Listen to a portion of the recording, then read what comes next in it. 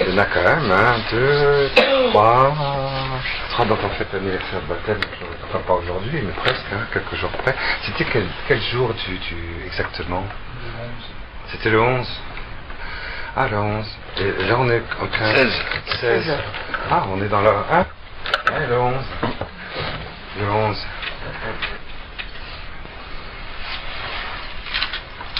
Ah, ben, j'espère que tout le monde a bien vécu cette année. Elle est belle d'ailleurs à l'horizon d'aujourd'hui, elle dit, oui, vous tous qui avez été baptisés, vous avez été emportés dans la mort du Christ avec lui. Et vous êtes ressuscités avec lui dans les cieux. La mort sur vous n'a plus aucun pouvoir. C'est vrai, c'est chouette ça, c'est bien. Alors, nous méditons l'Apocalypse, n'est-ce pas? Donc nous étions arrivés à ces passages du chapitre 16 et 17 de l'Apocalypse, où on s'aperçoit que d'un seul coup, les coupes sont ouvertes. L'ange, le messager suprême du ciel, une fois que le temple s'est ouvert, le Saint des Saints d'en haut s'est ouvert, une voix se fait entendre, la présence paternelle de Dieu se rend sensible et il va y avoir les grands soubresauts, un tremblement de terre, c'est-à-dire que le corps de résurrection va ouvrir ses trésors. Le corps, la terre du temple s'ouvre, il y a quelque chose qui s'ouvre, un immense tremblement de terre venu du ciel, c'est-à-dire la terre au ciel, c'est quoi? C'est le corps, c'est l'humanité glorieuse ressuscitée. Tu vas souffrir. C'est ce qu'on avait vu, et donc à partir de ce moment-là, eh bien, un grand messager apparaît et il tient dans sa main 7 coupes qui détiennent dans cette coupe vont déverser les 7 plaies. Donc, autrement dit, la coupe parfaite, l'immense cuve de la purification qui jusqu'alors était une purification terrestre avec un surgissement qui venait de la grâce, est remplacée par une coupe extraordinaire, une coupe parfaite, 7 coupes, n'est-ce pas? 7, je rappelle, c'est la plénitude, c'est la coupe à l'état absolu, et qui va déverser la plaie, les 7 plaies, donc la plaie à l'état absolu. Voilà, et c'est ce qu'on avait commencé à regarder. On avait lu d'ailleurs rapidement, je me semble que cette dernière fois, je ne me rappelle pas d'une fois sur l'autre, mais il me semble que nous avions lu au moins le texte des 7 plaies. Donc je ne vais pas revenir sur l'ensemble. On va reprendre simplement, histoire de nous remettre dans la... Et aujourd'hui on va regarder la question. Mais heureux ceux qui lisent, n'est-ce pas? Celui qui lit et ceux qui entendent les paroles qui vont être prononcées ici. Maintenant, il ne faut pas oublier que c'est une béatitude. Quand vous dites heureux en hébreu, c'est lève-toi. Je ne sais pas pourquoi d'ailleurs on traduit heureux en français, mais en hébreu c'est marche. Là où tout le monde est terré, n'est-ce pas, atterré, écrasé, heureux. Les affligés, ils sont atterrés, écrasés, heureux. Lève-toi, marche. C'est de là où tu es écrasé, marche. Heureux ceux qui entendent les paroles de cet dévoilement. Heureux celui qui lit, c'est-à-dire ceux qui entendent les paroles de ce dévoilement, de cette révélation. Et la révélation des coupes, c'est sûr, il y a quelque chose d'extraordinaire. Les 7 plaies vont se déverser. J'entends une voix forte sortant du sein, du Kadosh. Et elle dit aux 7 anges, allez, versez les 7 coupes de l'écume d'Élohim sur la terre. Cette coupe, quelquefois, on traduit de la colère de Dieu. Je préfère les coupes de l'écume. Les coupes de l'écume de l'Élohim sur la terre. Le premier vient, il verse sa coupe sur la terre, et c'est l'ulcère malicieux et pernicieux sur les hommes qui ont la marque de la bête et se prosternent devant son image. C'est très très beau de voir que quand la plaie glorieuse, la miséricorde victorieuse d'amour sur tout, se déverse dans son ivresse, l'écume de la colère de Dieu, l'écume se déverse sur ceux qui ont été marqués par le 6 de la bête, eh bien ça ne suffit pas à les guérir. La puissance de la résurrection ne suffit pas à guérir ceux qui sont marqués par la bête. Ça produit ulcères pernicieux et donc ils continuent à blasphémer. Il y a comme ceux qui sont marqués par la bête, vous voyez, ceux qui sont marqués par le chiffre 666, ils sont marqués librement et donc ils sont comme enfermés. C'est comme si la plaie du Christ, lorsqu'elle les enveloppe, ça ne suffit pas à casser, j'allais dire, l'enfermement de la bête. Et ils sont toujours, j'allais dire, empêchés, si je puis dire, de rentrer dans l'épanouissement du Christ glorieux, 888. Pourquoi ? Parce qu'ils continuent du dedans de la bête, qui les marque de l'intérieur, à refouler. Et ce refoulement produit donc un océan de cloques.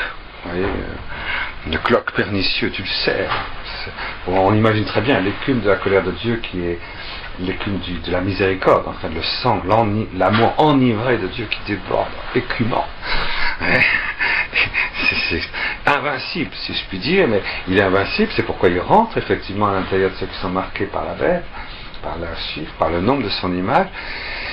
Mais qu'est-ce que vous voulez, il y a la liberté est toujours là, bien entendu, surtout lorsqu'elle est associée au prince de l'enfer, et donc et surtout à sa manifestation physique dans l'Antichrist, et dans les trois hypostases de la bête. Alors évidemment, à cause de ça, ce refoulement, au lieu de produire l'épanouissement dans le Christ, 888, produit à la place de ces trois blancheurs extraordinaires qui glorifient l'humanité tout à fait épanouie dans le Christ, et bien ça produit un océan d'ulcères, de glauques. Vous voyez, c'est pas génial, hein, c'est pas. Mais ça qui est extraordinaire, c'est qu'on ne peut pas arrêter l'amour de Dieu.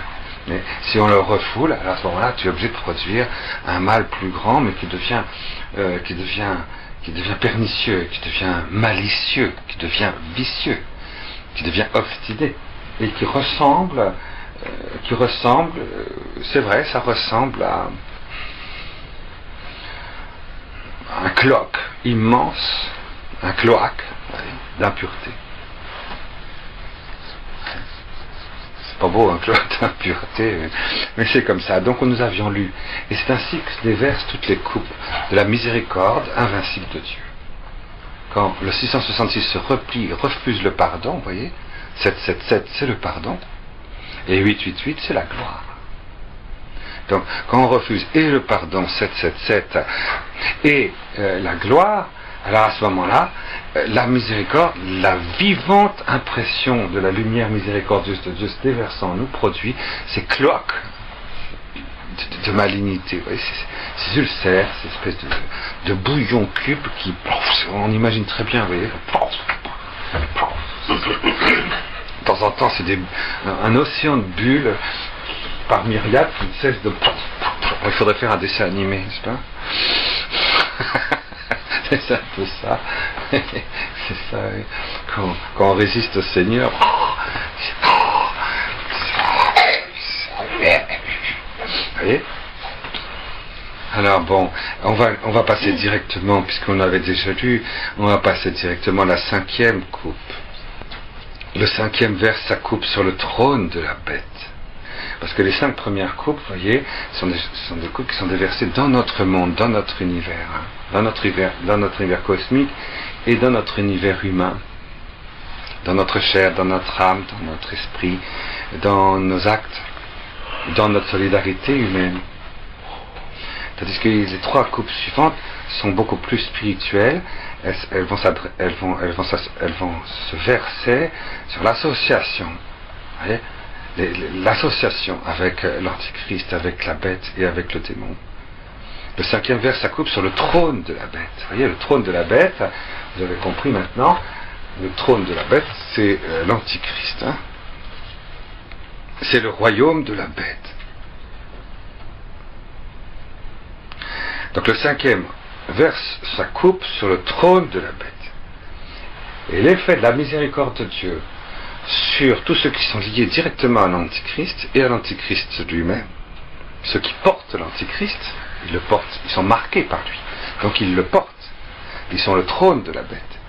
Alors à ce moment-là, ça produit un royaume terrestre. De même qu'il y a un royaume de Dieu sur la terre et dans les cieux, cette miséricorde de Dieu doit produire un royaume d'unité. Ça produit un royaume d'unité bestiale.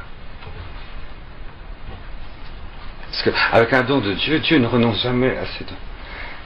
Et donc la miséricorde de Dieu peut produire par refoulement et mauvaise volonté, non pas un équivalent, mais un effet fond pernicieux. Et voici donc que ce royaume est enténébré, et ils se rongent leur langue de douleur. C'est la langue qui est censée porter la parole, qui est censée porter le verbe, la vérité, est rongée de douleur, parce que c'est la vérité qui est envoyée sous forme miséricordieuse. Alors du coup, le verbe est ténèbre. C'est la ténèbre, c'est plus le verbe qui va transubstancer ce royaume, c'est la douleur d'une vérité qui nous mord la langue. Et du coup, ça va produire ceci. Vous voyez, ils blasphèment l'Élohim, ils vont donc produire des blasphèmes, c'est-à-dire prononcer l'inexistence de Dieu. Dieu n'existe pas, mais d'une manière douloureuse, vous voyez, d'une manière qui les ronge. Ils blasphèment l'Élohim du ciel à cause de leur douleur et de leurs ulcères. Mais ils ne font pas conversion pour quitter leurs œuvres mauvaises. Plus la miséricorde de Dieu est visible, plus elle est évidente, plus l'amour est lumineux, plus la vérité se fait sensible, plus elle est claire, plus l'ulcère devient grave.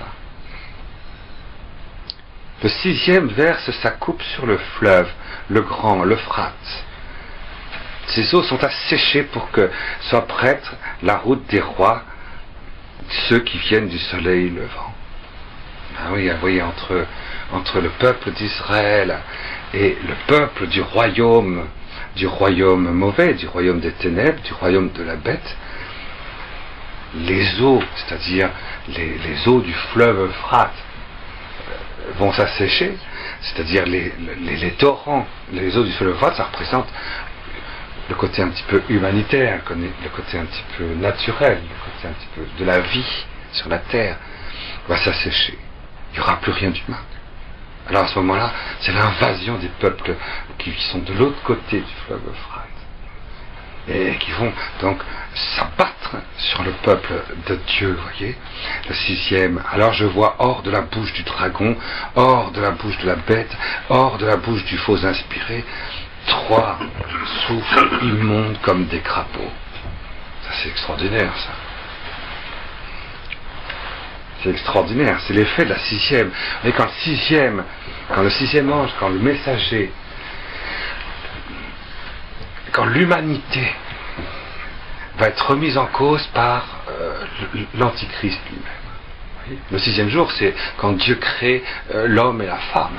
Faut pas l'oublier. Donc la 6e coupe va s'attaquer à ce qu'il y a de plus substantiel dans l'homme et la femme.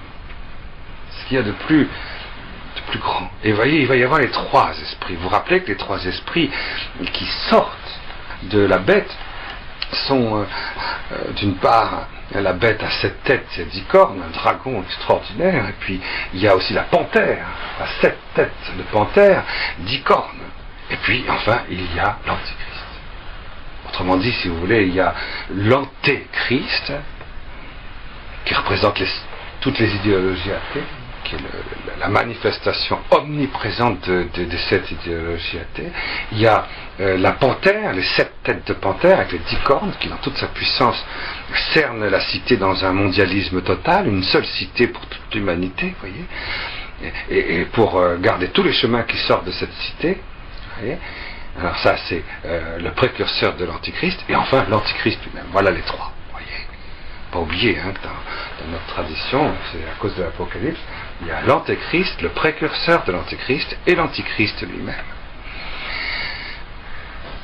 qui sont les trois manifestations, si vous voulez, visibles de ces trois bêtes, hein, la bête de la mer, la bête de la terre, et puis enfin la panthère. Voyez, on avait déjà vu ça de toute façon, donc on continue. Alors, vous voyez, ces trois esprits sont trois souffles, ces trois esprits qui sortent de la bête. Vous vous rappelez peut-être, parce que vous êtes un peu largué, hein, je vois, parce que c'est un peu largué, mais on avait vu que dans le livre de Daniel, c'est très difficile de comprendre l'Apocalypse si on ne connaît pas bien le livre de Daniel, hein, le prophète Daniel. Le prophète Daniel, au chapitre 7, verset 7, c'est facile de se rappeler, n'est-ce pas? Chapitre 7, verset 7, eh bien, il y a la bête à 7 têtes. Il y a 10 cornes. La bête à 7 têtes, il y a 10 cornes. Et il est dit à un moment donné qu'une des cornes est arrachée. Une des puissances de la bête est arrachée. Ouais. Parce que, justement, il y a la colère de Dieu. Il y a la miséricorde de Dieu qui donne un souffle de vérité qui couvre toute la terre. On voit un peu à quoi ça peut ressembler. Et quand un souffle de vérité recouvre toute la terre, ça arrache une des cornes de la bête. Il y a encore les 9 autres cornes. Les cornes, ça représente la puissance du démon, la puissance de ténèbres, la puissance du mal, la puissance de l'obstination, la puissance du repli transcendantal sur soi-même. Voyez. Alors il y a une corne qui est arrachée. Voyez. C'est extraordinaire. Et le livre de Daniel, chapitre 7, verset 7, explique que à partir de là, il y a 3 cornes qui vont pousser à la place. Ces 3 cornes, ce sont ces 3 crapauds. Ce sont en fait l'Antéchrist, l'Antichrist et le précurseur. Ne cherchez pas à savoir qui c'est, hein, en disant, ah, c'est Hitler, c'est Maitreya, c'est... Vous êtes sûr de vous tromper. C'est pas Maitreya. C'est pas Hitler.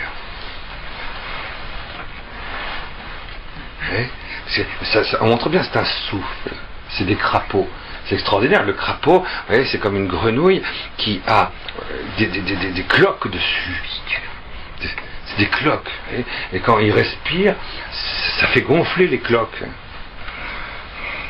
Et tu as toujours l'impression que les cloques du crapaud vont exploser à la tête et puis tu vas recevoir plein de jus. En fait, ça ne t'explose pas à la tête, et du coup, il ne faut pas avoir peur. Tu n'en seras jamais éclaboussé, c'est pas grave. 3 souffles, ils montent comme des crapauds. C'est extraordinaire comme expression, ça. L'Antéchrist, c'est simplement un crapaud. C'est tout simple. Une fois, je me rappelle, j'étais à l'Ermitage Saint-Marc, et avant d'être ici, mon ermitage s'appelait Saint-Marc, et il n'y avait vraiment pas d'eau, hein. C'était vraiment pour trouver une grenouille chez moi, il fallait vraiment que quelqu'un l'ait apportée dans une cage, hein. Enfin, à un moment donné, soyez gentils, vous décrochez, vous posez à côté, c'est tout, comme ça ils vont écouter la conférence. Voilà. Alors, ils sont... Alors, à un moment donné, j'ai vu ce crapaud, un énorme crapaud. J'ai vu ce crapaud qui... Il y a des pustules. Et puis, il était là, et je dis, mais va-t'en. Il n'y a pas d'eau ici, va-t'en. Et au fur et à mesure que un jour passait, puis un deuxième, il se rapprochait. Et puis finalement, il venait se réfugier dans la porte de mon ermitage, quoi.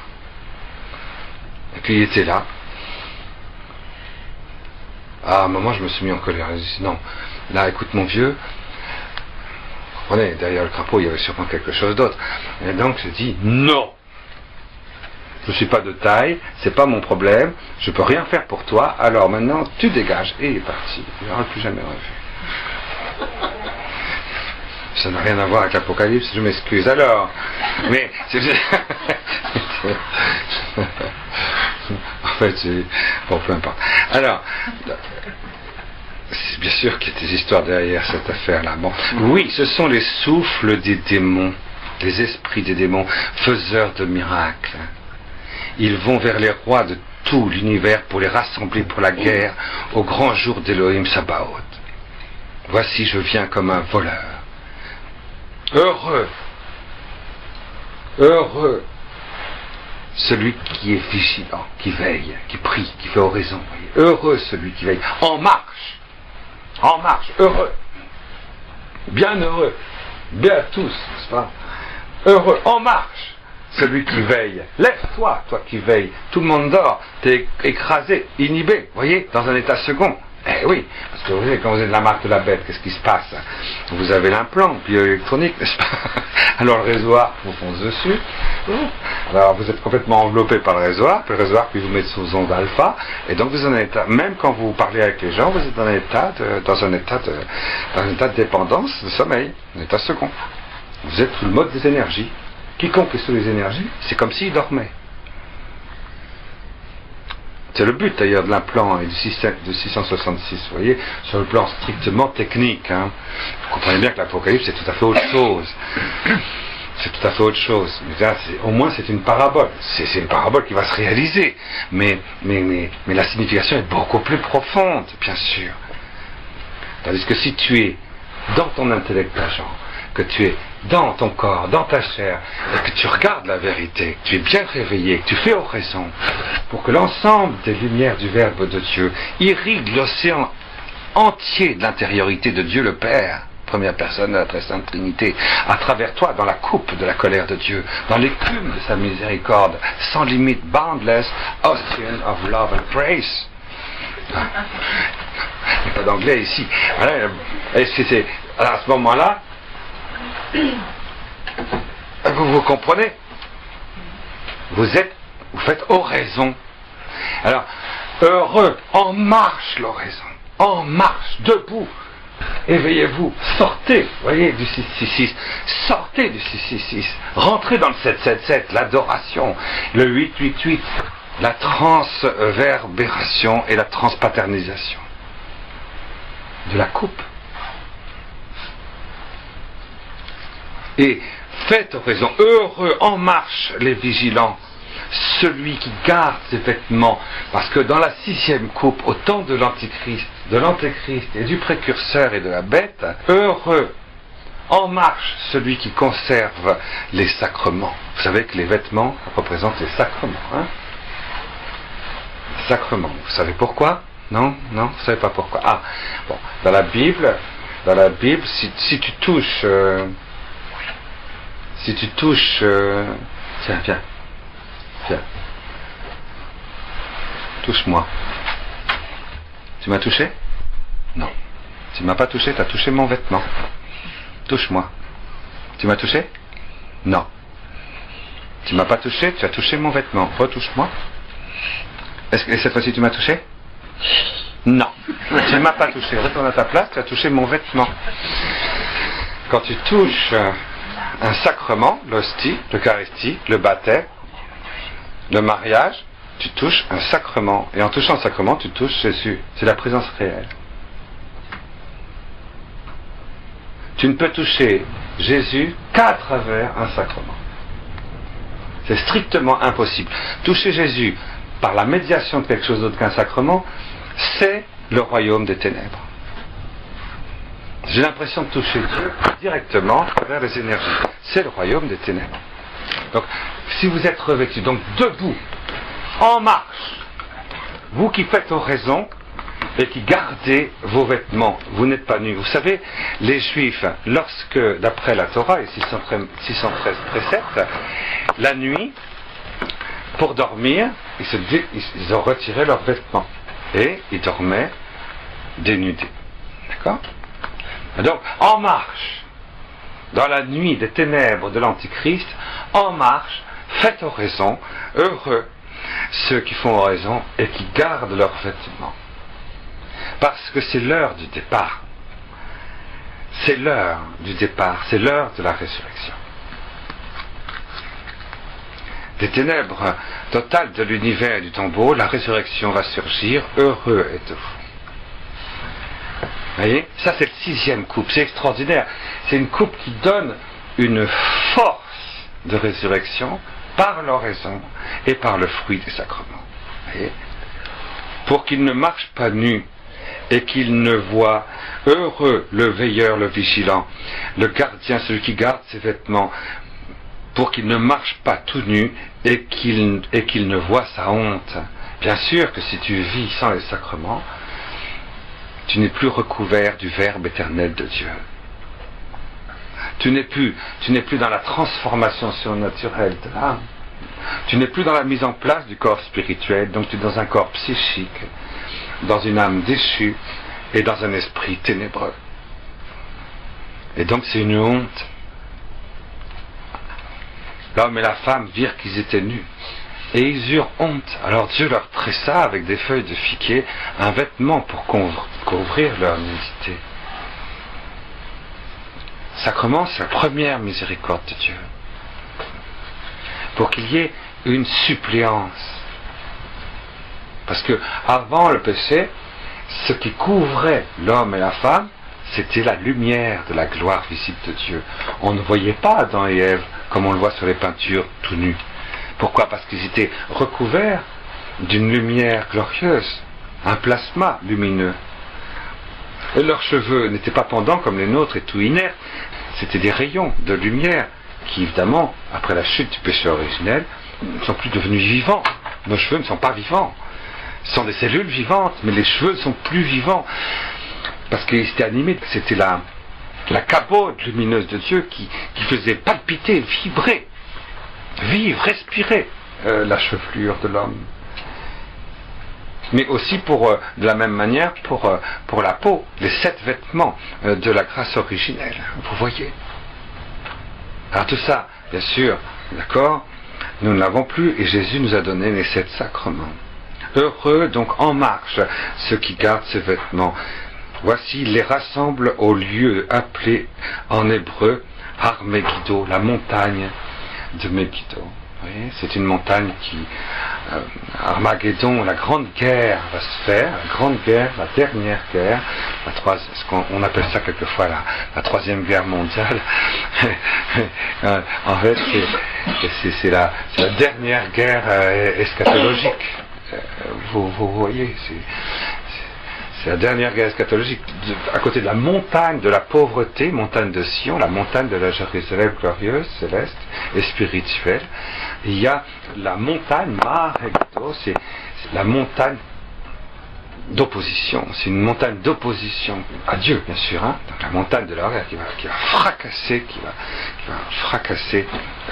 la montagne de Sion, qui va vouloir la fracasser. Mais comment peut une montagne d'orgueil peut-elle fracasser une montagne d'humilité?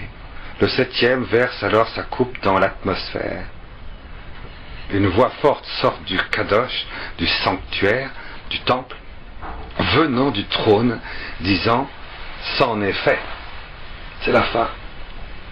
Et voyez, cette fois, on l'avait dit, vous voyez, la 7e est vraiment liée, c'est la 7e coupe, c'est la coupe à l'état pur, et c'est en même temps les 6 autres dans cette unique coupe.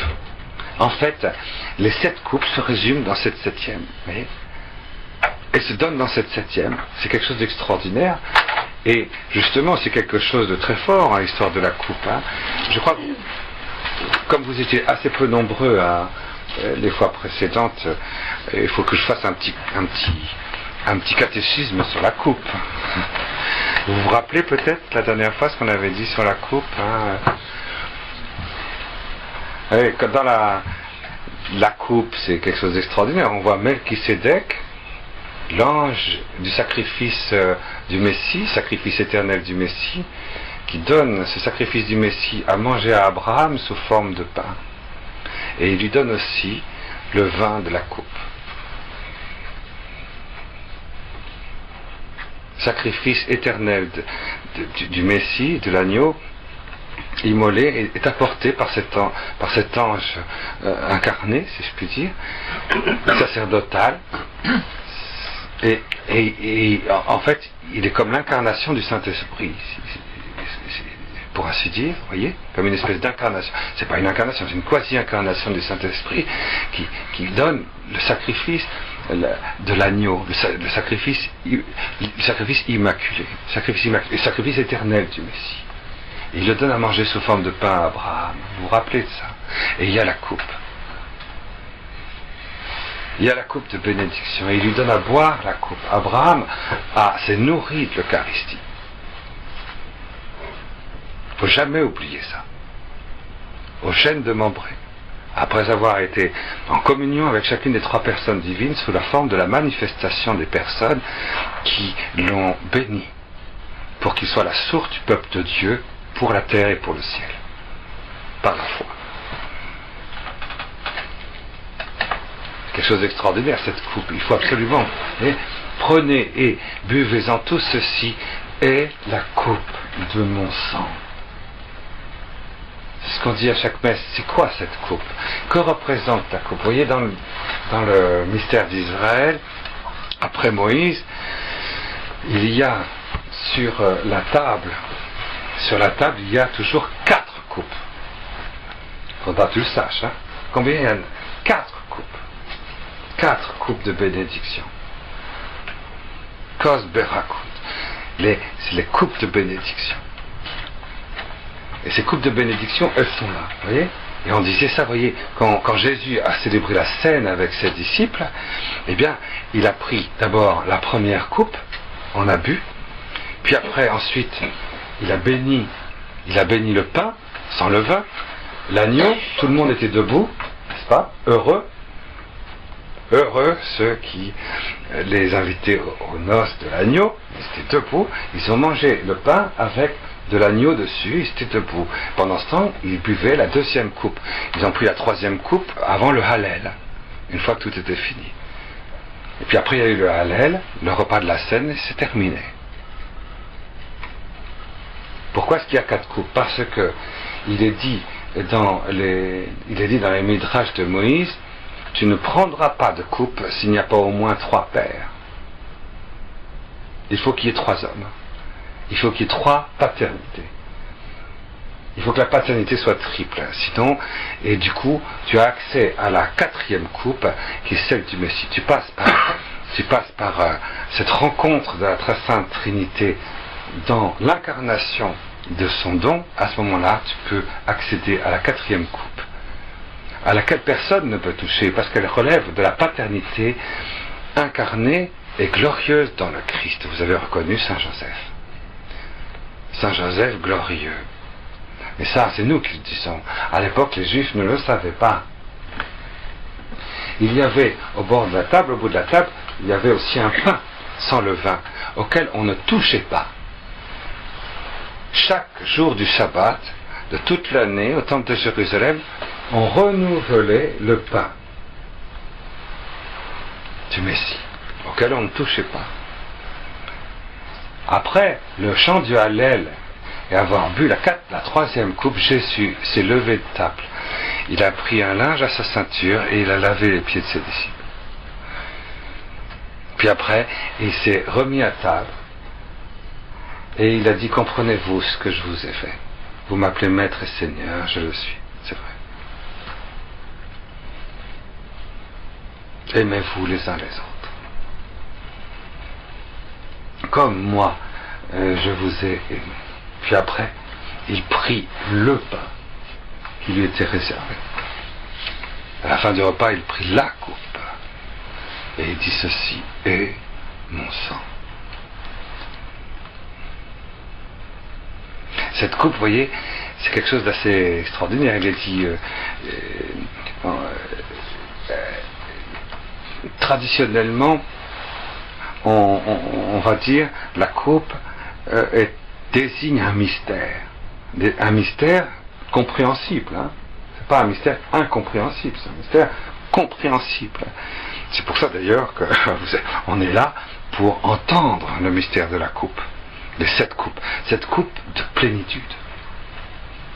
Pour que ce soit une coupe de bénédiction, vous voyez, je vais vous le lire, je vais noter ici, c'est bien pour ça, la Bible de Choaki, c'est vraiment très très bien.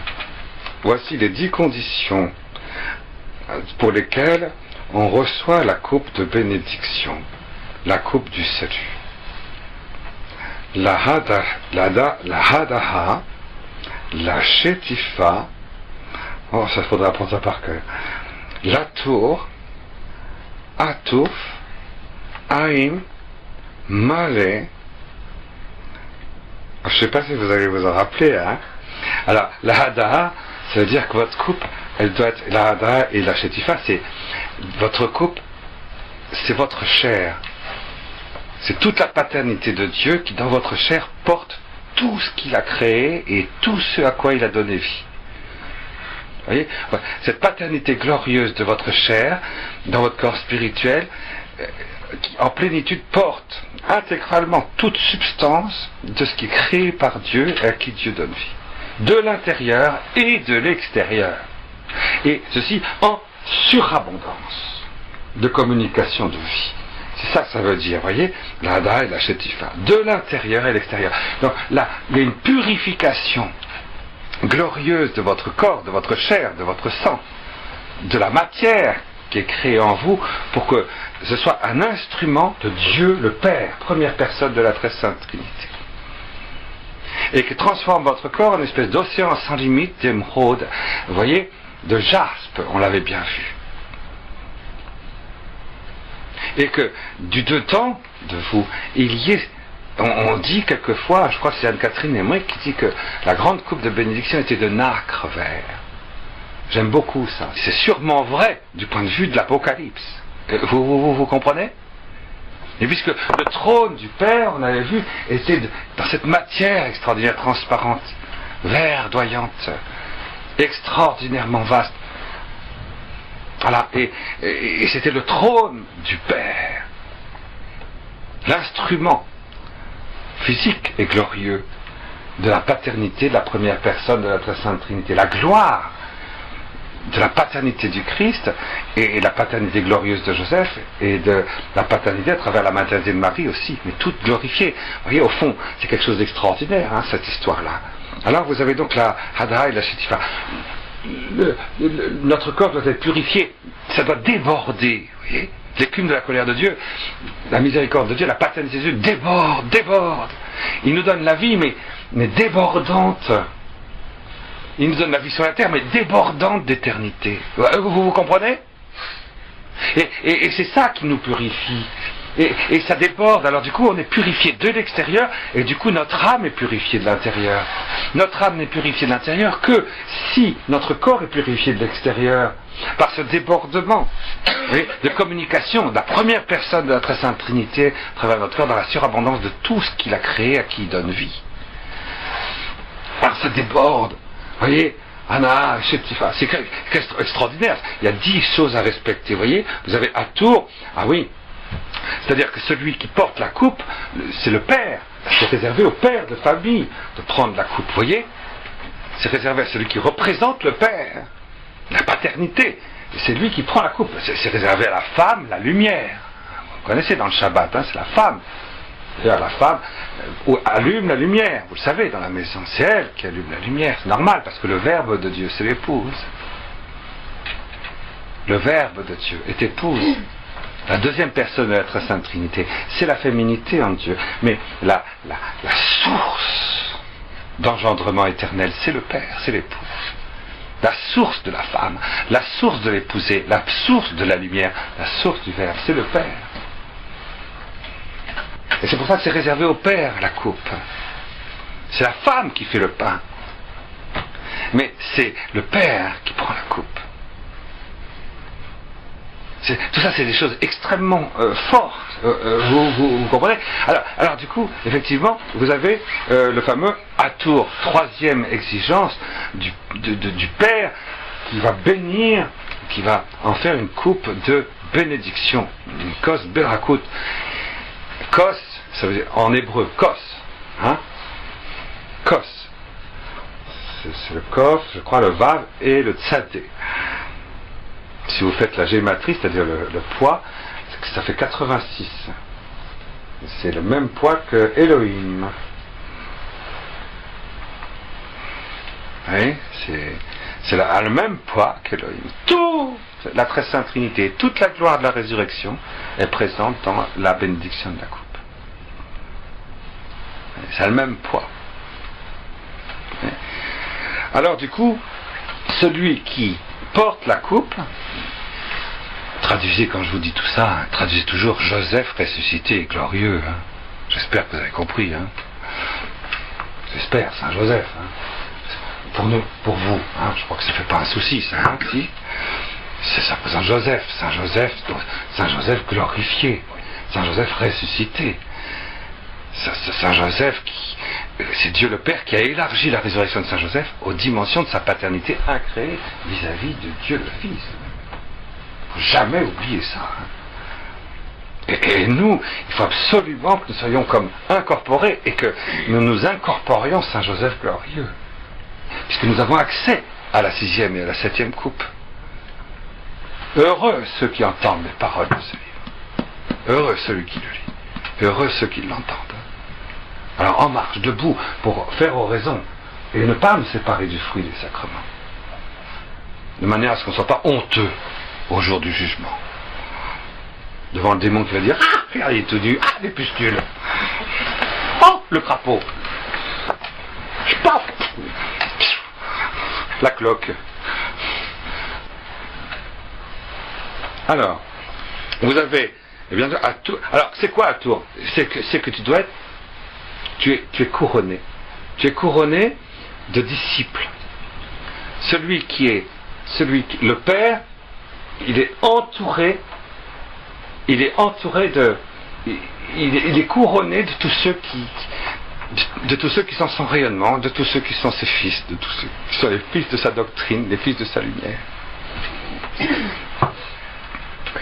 Ça, on voit quelquefois la Vierge qui apparaît avec ses 12 étoiles, vous voyez, cette couronne extraordinaire de 12 étoiles. Mais enfin, le Père doit avoir beaucoup de disciples. En Israël, celui qui prend la coupe, il doit avoir beaucoup de disciples. Sinon, il ne participe pas à la coupe d'Israël. Jésus a pris la coupe, pourquoi? Parce qu'il avait des disciples. Et il aura une multitude de disciples. Et au ciel, une infinité de disciples. C'est pourquoi il a pu prendre la coupe. Et il n'a pas seulement à Touf, il y a aussi pas seulement à Tours, il y a aussi à Touf. Ah, alors, à Touf, ça veut dire il doit être revêtu du soleil, il doit être revêtu de gloire, il doit être, alors, c'est pour ça que les Juifs, d'ailleurs, portent la kippa. Portent la kippa. Il doit être couvert sur sa tête. Il porte la kippa. Mais évidemment que d'avoir la kippa, comme le pape aussi, la calotte, n'est-ce pas? L'évêque, le cardinal. Le pape c'est blanc, le cardinal c'est rouge, et l'évêque c'est violet, c'est ça? Ouais. C'est extraordinaire ça, hein? Voilà. Et les juifs c'est noir. Bon, ils peuvent le mettre de n'importe quelle couleur. Ah, mais la kippa, vous voyez, vous avez remarqué que moi j'ai pas de kippa, hein? Pourtant je suis juif, hein? Pourtant je suis juif. Mais pourquoi? Parce que l'exigence donc de à Touf, c'est qu'on doit on doit être recouvert sur sa tête de la kabod de Dieu, de l'aura. Vous voyez, c'est pas l'aura. Vous voyez, on dit aujourd'hui l'aura c'est la transcription grimaçante du démon. Mais l'aura c'est une énergie seconde, vous voyez, qu'on repère à condition de se rétracter dans un centre de gravité énéagrammique pour pouvoir voir l'aura, n'est-ce pas? Mais il ne s'agit pas de l'aura, il s'agit d'une gloupe, quelque chose de visible, c'est certain, quelque chose de visible, hein, mais vous voyez, qui fait en fait ce qui fait un peu comme un soleil qui fait rayon, qui rayonne. Et qui recouvre la tête. En fait, c'est la kabod qui doit recouvrir notre intellect agent. La kabod, ça veut dire la gloire visible de Dieu, doit recouvrir notre tête.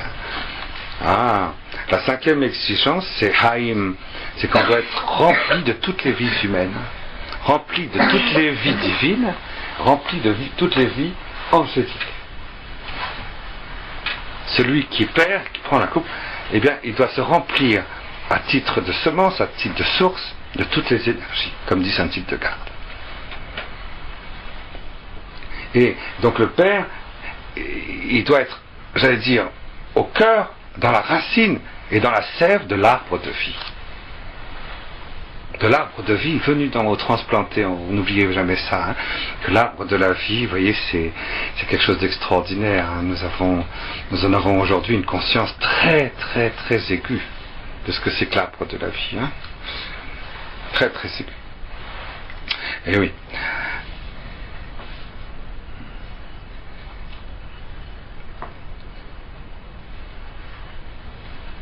Oui, parce que ça me fait penser, cette histoire d'arbre de la vie, il y a plusieurs arbres. Vous savez, vous avez l'arbre de la connaissance du paradis qui a été déraciné, malheureusement, récupéré par l'homme mauvais, l'homme pervers, pour le transformer en arbre séphirotique, qui est un arbre, j'allais dire, d'inversion, qui fait planter ses racines en dehors de Dieu et pour récupérer tous les attributs divins en un seul, dans Ein Sof. Cette espèce d'inversion extraordinaire. Et il y a l'arbre de la vie, il y a l'arbre de la croix, et puis il y a l'arbre du ciel, c'est la coupe.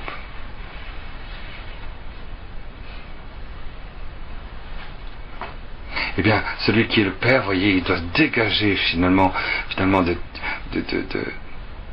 en passant par le quatrième, c'est-à-dire l'arbre de la vie, il doit se dégager des trois autres pour rentrer dans la coupe. C'est ça qui est la cinquième exigence de la paternité. De la paternité de Dieu dans notre chair, dans notre sang, voyez, dans notre cœur.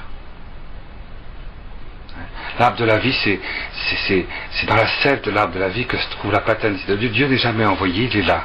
Et donc on se conjoint au sein même de Dieu, dans le monde, dans le temps, et dans son instant éternel à lui, l'endroit où justement la grande guerre eschatologique veut l'agresser lui-même. C'est ça, la montagne de Sion.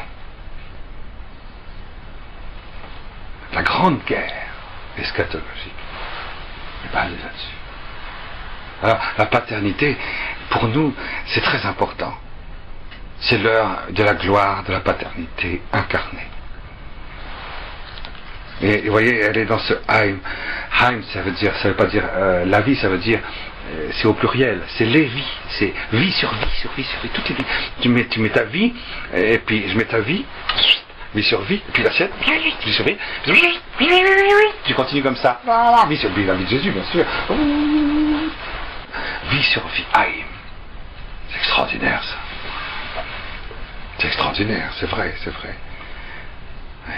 Et alors, du coup, Malé, voilà la sixième exigence. La sixième exigence de la paternité, c'est que tu dois faire surabonder tout ça. Ces 5 premières exigences, ensemble, doivent se multiplier les unes les autres pour surabonder dans un océan sans limite. Et on prend la coupe, et il y a une exigence rituelle aussi, ce sont les 4 dernières, c'est que tu prends la coupe en fait avec tes 2 mains au départ. Puis tu la fais passer de la gauche vers la droite, puis de la droite, tu jettes tes yeux dans la coupe, et ensuite, c'est le trésor, le sod, le trésor secret. Voilà les 10 exigences de la bénédiction par la coupe. Eh bien, Jésus prit cette coupe et il dit: ceci est la coupe de mon sang. Le sang de l'alliance nouvelle et éternelle. Parce qu'au départ, vous voyez la coupe, quand on a la coupe sur l'autel pendant la messe, on l'a offert. Et à travers cette coupe, tandis qu'elle n'était pas encore consacrée, c'est une coupe du salut. C'est une coupe de rédemption. On l'avait d'ailleurs dans le psaume 115 qu'on a lu tout à l'heure à la messe. Je t'offrirai la coupe du salut. La coupe de la rédemption, la coupe de la délivrance, la coupe des délivrances en hébreu. La coupe des délivrances. Et vous savez, il y a un midrash extraordinaire qui s'appelle extraordinaire à ce propos de la coupe de délivrance que Jésus a pris et qui ensuite est devenue la coupe glorieuse, la 7e coupe de l'Apocalypse. Vous voyez le passage de la coupe eucharistique du Seigneur coupe du salut, des délivrances, à la coupe glorieuse de l'Apocalypse. Celle du 6e sceau de l'Apocalypse, ce passage de la 6e à la 7e coupe est capital. Bon, je suis sûr que vous comprenez tous très bien. Vous me suivez tous parfaitement, n'est-ce pas? Pas de problème. Donc,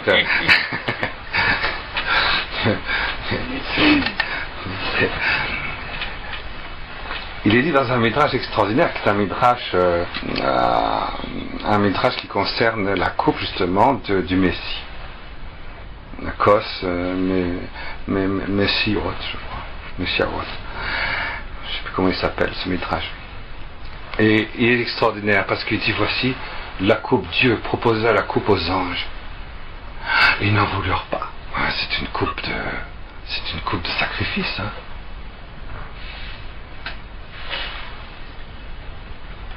Et puis, il faut la chair pour ça. Et le sang, il faut le corps. Hein. Alors du coup, Dieu proposa la coupe à Adam. Il s'en trouva indigne. Parce qu'il avait mis au monde qu'un. Alors Dieu proposa la coupe à Abraham. Mais il s'en trouva indigne parce qu'il avait mis au monde Ismaël. Alors Dieu proposa la coupe, on a 10 comme ça, Dieu proposa la coupe à Isaac. Mais Isaac s'en trouva indigne parce qu'il avait mis au monde Isaü. Alors il proposa la coupe à Jacob. Et alors là, dans le Midrash, Jacob, il y a une hésitation parce que Jacob refusa parce qu'il avait perdu Joseph, son fils. Mais il ne faut pas oublier qu'il l'avait retrouvé. Hein. Donc, on ne sait pas bien si, à un moment donné, le père d'Israël, Jacob, ayant retrouvé Joseph perdu, vous voyez, comme c'est intéressant, n'avait pas hésité à accepter de recevoir la coupe. En réalité, il la refusa parce que la coupe n'est proposée qu'une seule fois et il avait perdu Joseph. Mais il aurait pu l'accepter s'il avait su qu'ayant perdu Joseph, il devait le retrouver, n'est-ce pas? Alors, donc Jacob refusa la coupe. La coupe fut proposée, bien sûr, à Moïse. Mais à cause de la preuve de Mériba, il le refusa. Elle fut proposée à Josué et Joshua, mais il ne s'en sentit pas digne. Alors, la coupe fut proposée à David. Et David, étant donné qu'il avait reçu la promesse que de lui sortirait le fils de David, ne la refusa pas, mais il ne la reçut pas. Il ne la refusa pas, et c'est pourquoi il dit, je t'offrirai la coupe du salut. Psaume 115. La coupe des délivrances. Et c'est pourquoi la cérémonie dont je vous parle ici, avec le pain du Messie, n'a pu commencer à se réaliser dans la liturgie sacrée et de la vivante présence de la paternité de Dieu à travers un sacrement qu'avec David. Vous ne saviez pas ça? Les 4 coupes, le pain du Messie. Je t'offrirai au futur la coupe du salut. Et le Midrash conclut, la coupe du Messie, qui est la coupe de toutes les délivrances, vis-à-vis des ténèbres, était réservée en effet au fils de David. Et le fils de David, vous le savez, c'est Joseph.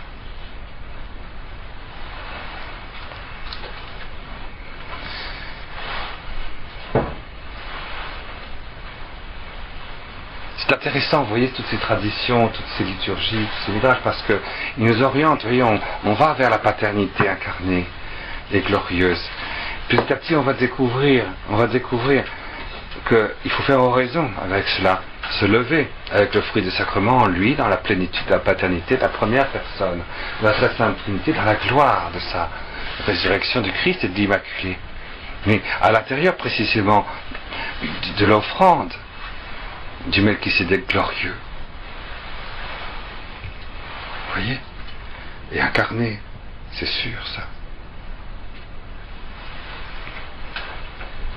Alors,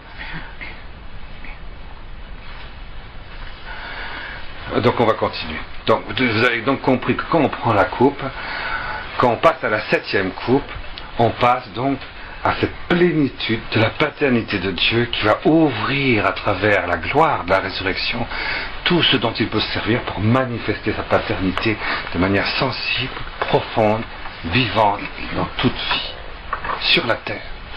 Voyez ? Donc je continue, où est-ce que j'en étais? Je m'excuse, je m'excuse parce que finalement on n'avance pas. Hein. Alors, voici je viens comme un voleur, debout, toi le vigilant, celui qui garde ses vêtements pour qu'il ne marche pas tout nu et qu'il ne voit sa honte. Il les rassemble au lieu appelé en hébreu Har Megiddo. Oui, c'est le démon qui rassemble toutes les armées contre.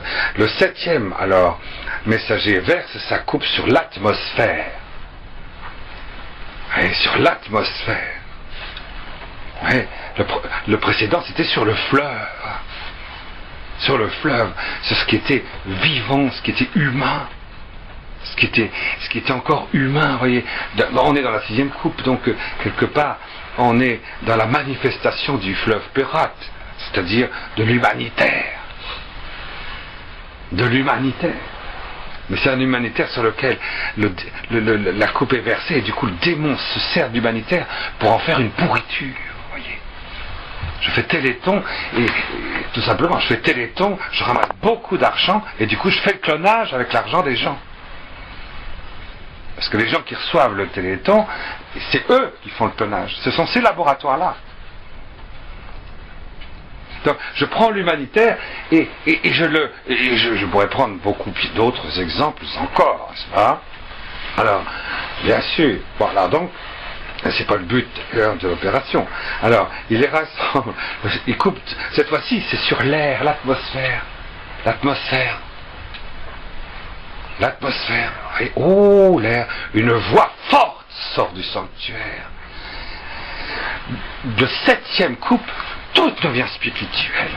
Tout est à nu sur le plan spirituel. Devant la paternité de Dieu, devant l'ouverture, cette grande ouverture de la lumière et de l'amour et de la miséricorde, devant la plénitude de la bénédiction et de toutes les délivrances, la dernière délivrance, même pour les obstinés, c'est que tout est dans la lumière. C'est versé sur l'air, voyez. Tout est dans la lumière, on ne peut plus se cacher. On ne peut plus cacher son état. On peut toujours se consoler en disant non, c'est formidable, je fais le téléthon. Voilà. Une voix forte sortie du temple, venant du trône, voilà, venant de Saint Joseph, donc on l'avait bien dit ça, hein, Saint Joseph glorieux, la présence vivante se fait entendre. Et elle dit, c'en est fait, c'est la fin. Alors ce fut des éclairs, des voix, des tonnerres. Il y a le Paraclète envoyé. Et la dernière coupe, le Saint-Esprit est envoyé, non pas à travers les dons, mais lui-même directement, les éclairs, les voix, et la présence, les voix, toutes les présences du Saint-Esprit. Les voix parce qu'il y a les voix dans le Père, dans la gloire de, de la paternité, les voix du Verbe dans le Christ glorifié, les voix du Saint-Esprit, les 7 voix du Saint-Esprit dans l'Immaculée Conception, c'est 9 voix, vous voyez, qui sont envoyées. Alors, c'est magnifique, c'est 9 présences très fortes. Voilà. Alors, fulgurant, immédiatement, hein, les éclairs, et puis des tonnerres puissants. La toute puissance du Saint-Esprit, le paradis. Et alors il y a un grand séisme, un grand tremblement de terre. C'est là qu'il y a le grand tremblement de terre. C'est que la gloire de la résurrection, la terre solide de la résurrection, ouvre ses portes dans l'air. On va voir d'ailleurs ce que ça représente. Ça va représenter d'une part la vision de la Jérusalem céleste, comme on verra, et d'autre part, le dévoilement de la Babylone, de la grande, et son effondrement immense. Babel la grande Alors voilà, oui, hein, c'est aussi grand, jamais, pardon, tel qu'il n'en fut jamais depuis que l'homme est sur terre. Un tel séisme aussi grand, et la grande cité fut scindée, divisée en 3 parties, et les cités des nations tombèrent. Babel la grande est rappelée devant Elohim, aux traductions. Elohim se rappela de Babylone la grande. Il se souvint de Babylone la grande pour lui donner la coupe du vin de l'écume de son embrasement. Toute île s'enfuit. Les montagnes ne pouvaient plus se trouver.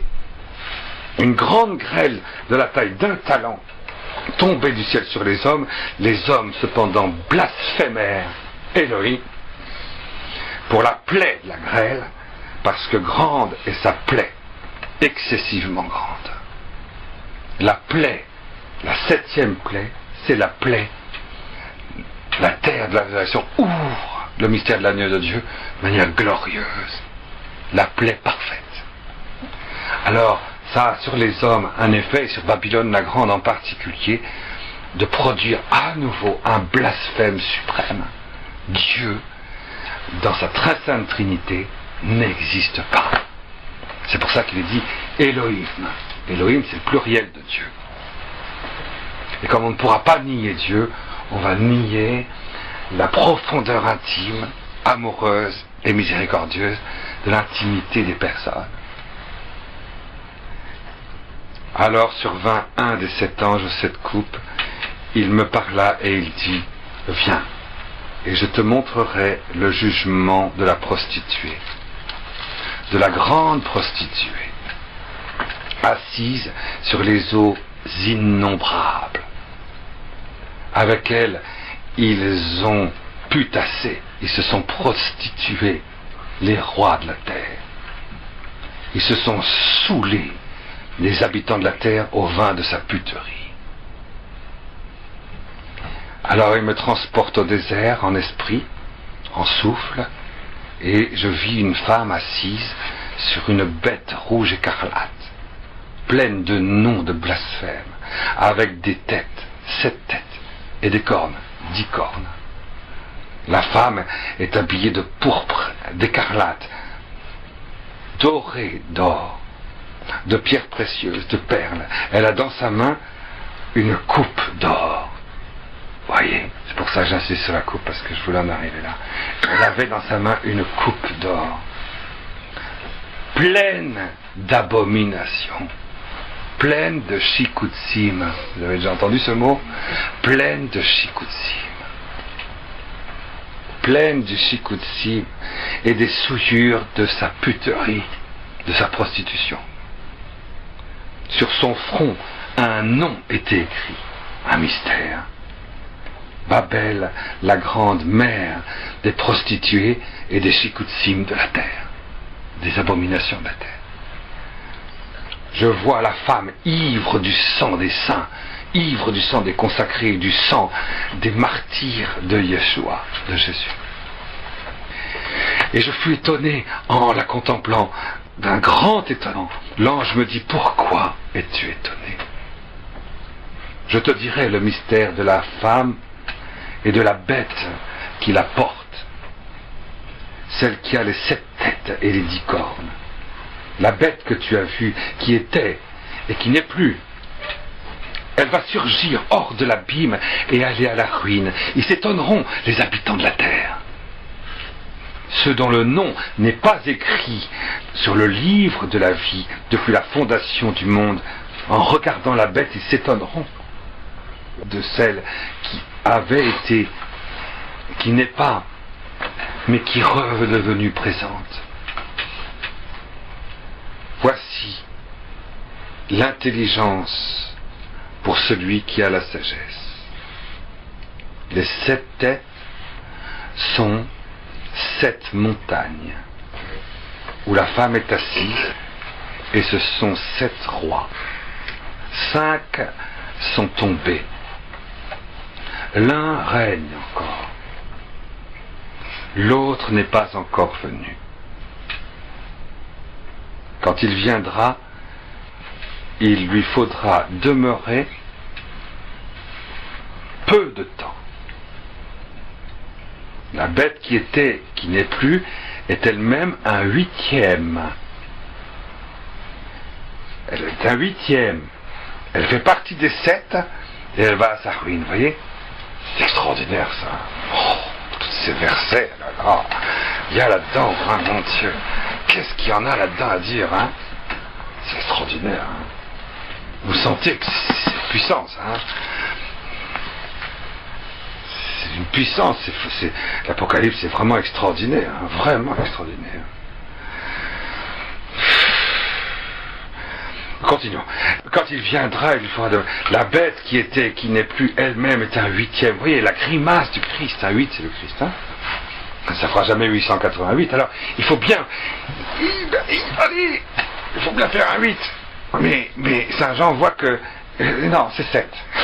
C'est une pseudo-adoration christique. Hein? C'est 7 adoration pseudo-christique. Pseudo-christique. C'est exactement ça.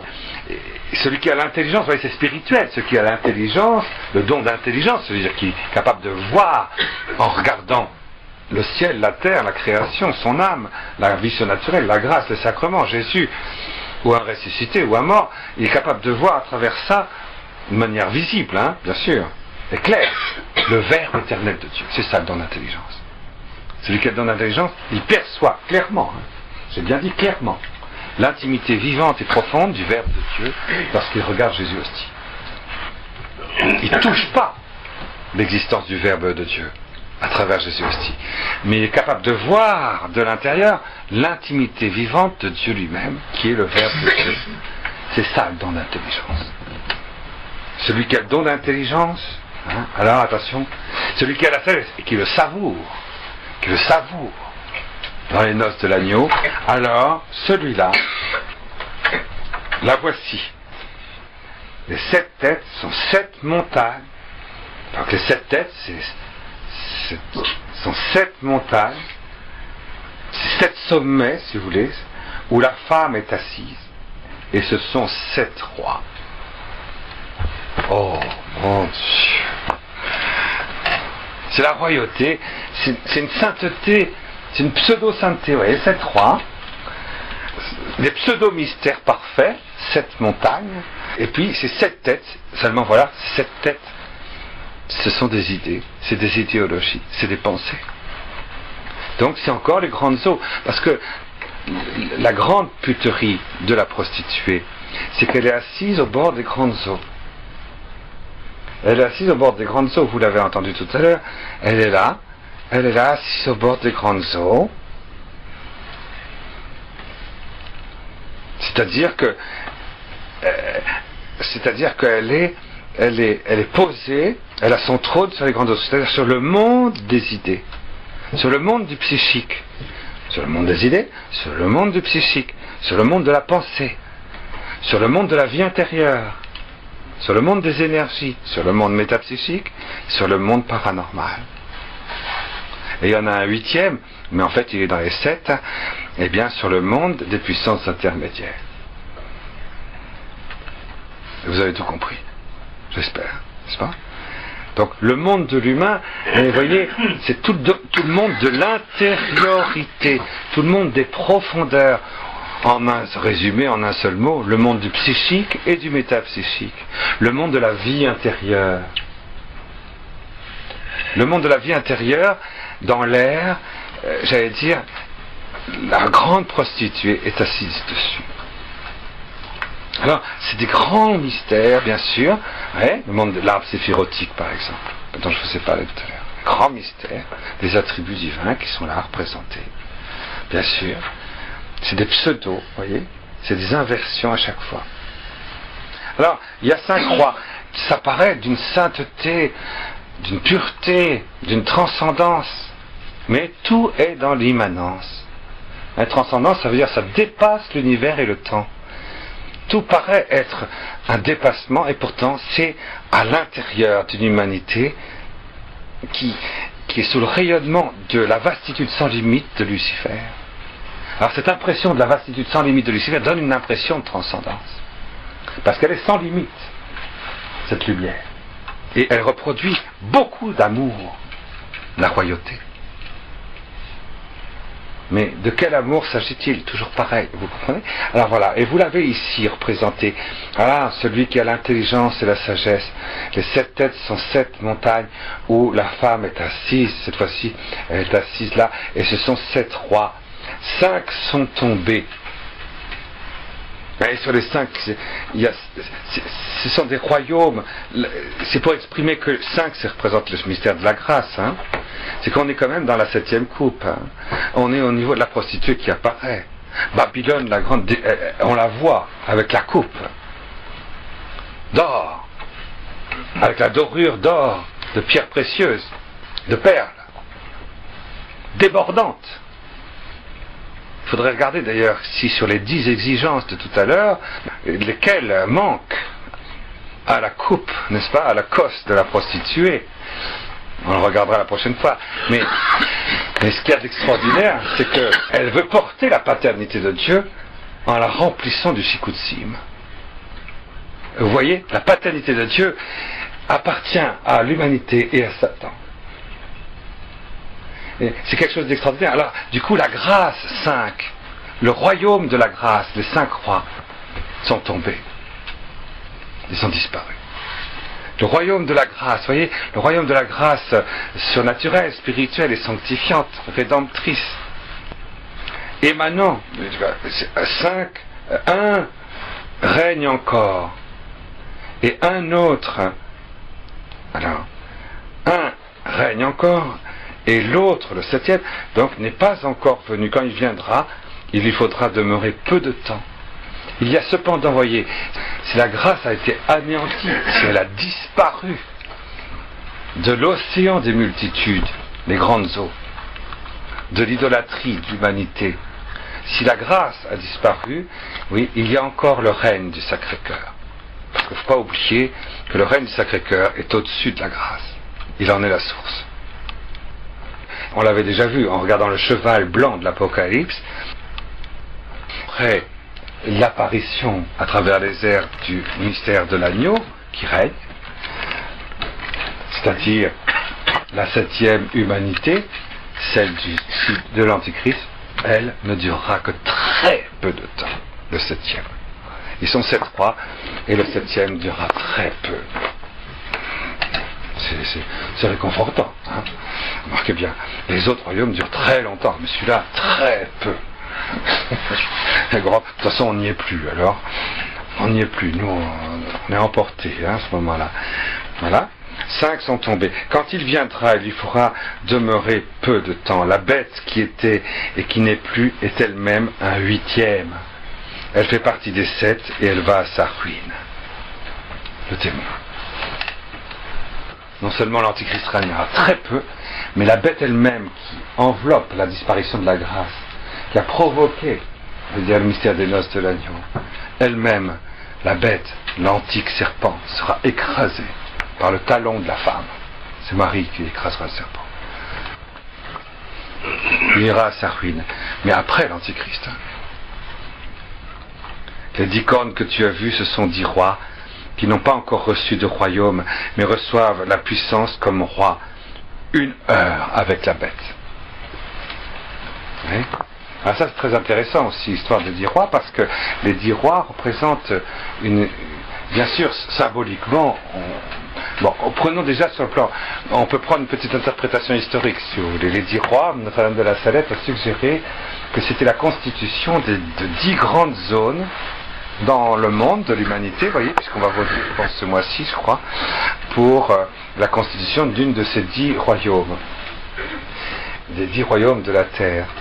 Et la constitution de la terre en 10 royaumes,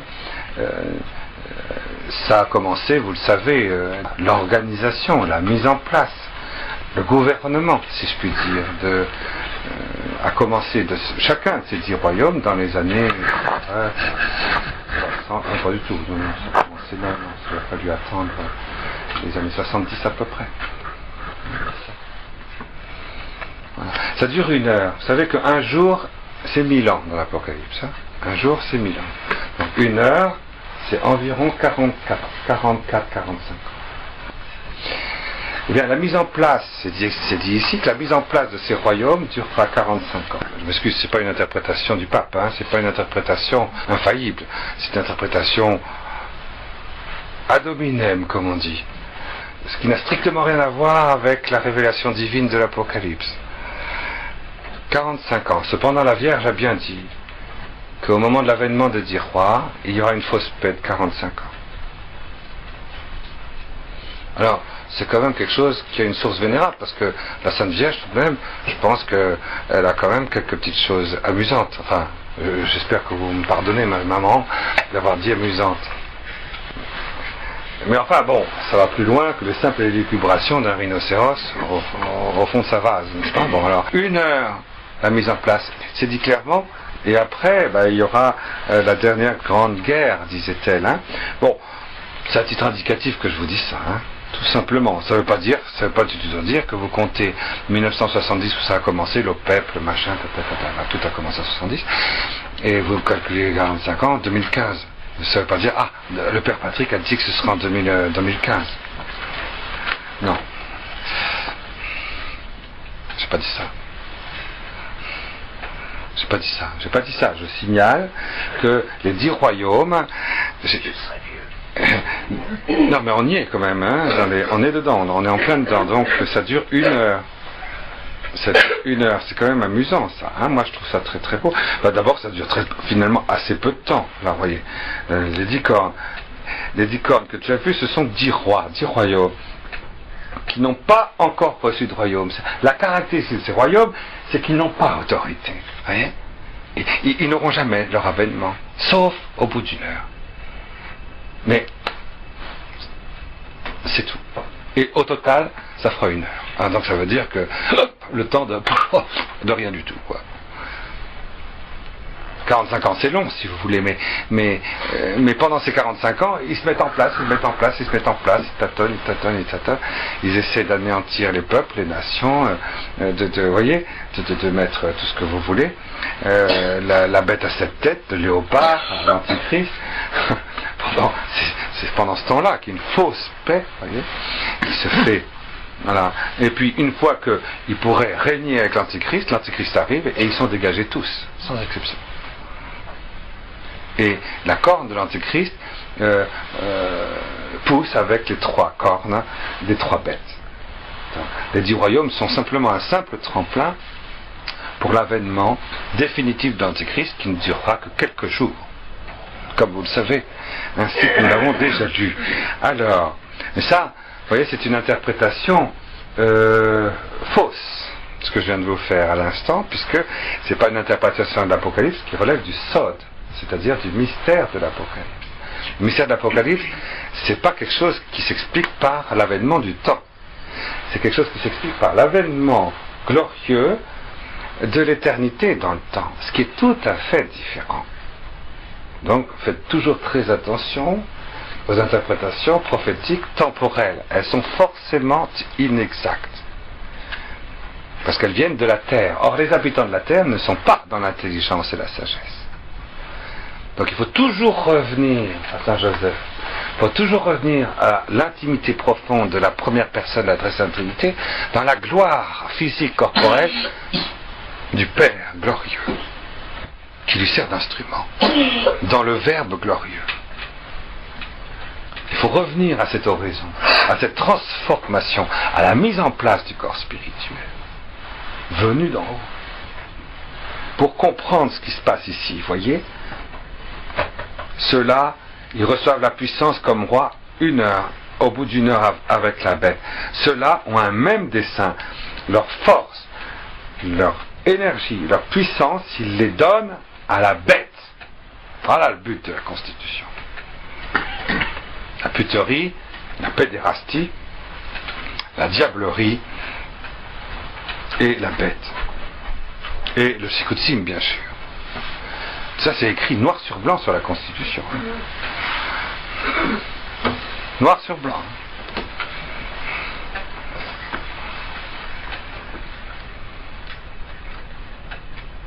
Ceux-ci guerroieront contre l'agneau. Vous voyez, c'est vraiment le mystère de l'agneau qui fait la différence.